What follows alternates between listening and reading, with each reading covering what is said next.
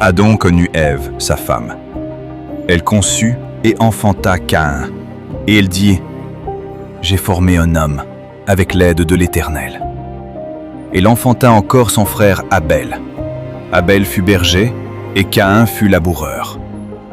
Au bout de quelque temps, Caïn fit à l'Éternel une offrande des fruits de la terre. Et Abel, de son côté, en fit une des premiers-nés de son troupeau et de leur graisse. L'Éternel porta un regard favorable sur Abel et sur son offrande.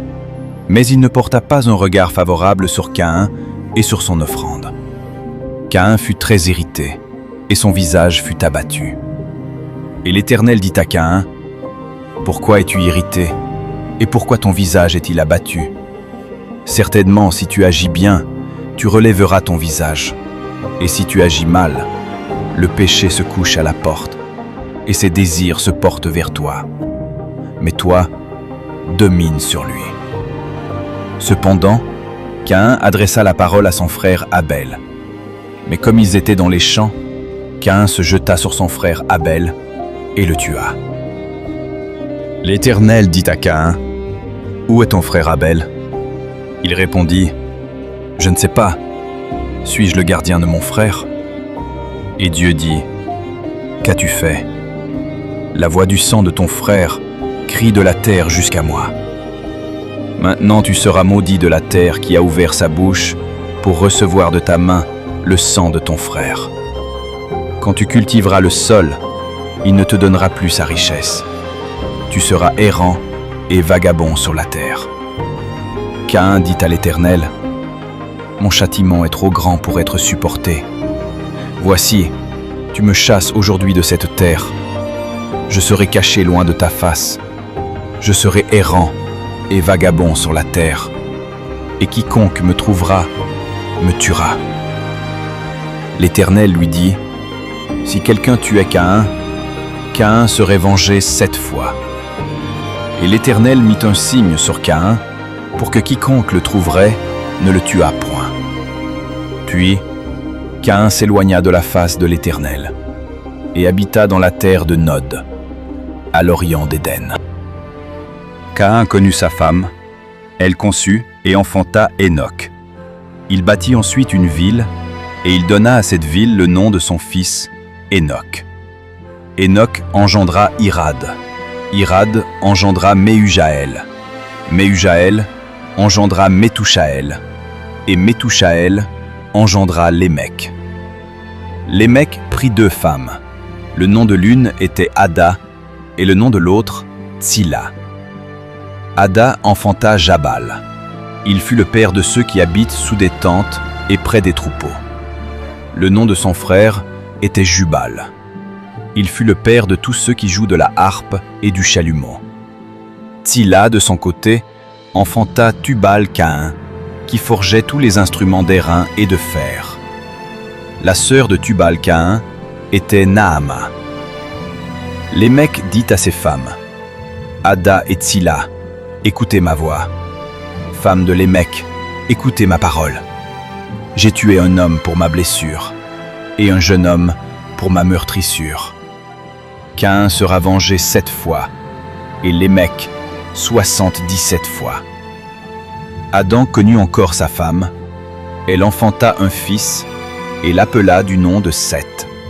Car, dit-elle, Dieu m'a donné un autre fils à la place d'Abel que Caïn a tué. Seth eut aussi un fils, et il l'appela du nom d'Énoch.